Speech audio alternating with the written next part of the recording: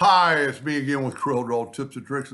Maybe a week and a half, 2 weeks ago, I made a video and I used this ghost on my icon for the video. And somebody asked, where did I get that ghost? And it was pretty cool. I just went to the internet and picked out ghost and this came up. But you can see it's got a white bounding box around it. Now I've made it below 6 inches. So I've set my nudge factor to 7. So I'm going to hit the plus key and make a duplicate of it. The drawing itself is pretty sharp, but what happens when we trace it to get rid of the bounding box, it's not. So I'm going to go trace, outline trace clip art, and it traces it pretty fast. It's 35, 40%. And then what you're going to want to do is just say, okay, and then move it over. And you can see now we have no, well, you can tell this has a bounding box and this does not. But I don't want to move this. I don't want to ever move anything. I want to nudge.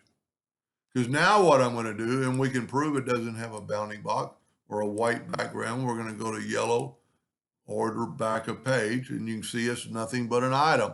Now we're going to take away the yellow from the bounding box or the yellow box, and I'm going to take the Smart Fill tool and fit on blue. It filled in around the ghost. Now I'm going to take the inside of the, I'm going to change color just so you can see it better. Now I've got a shape of the ghost. I'm going to select it and put it right on top of my other ghost. I'm going to select it all and I'm going to go intersect.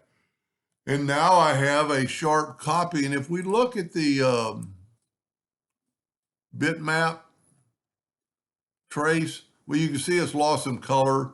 It's lost the gray up here, but in our original picture, it's back. This actually traced quite well, but you can see it's kind of broken up where our original is more like a blend of colors. And so now you have that ghost.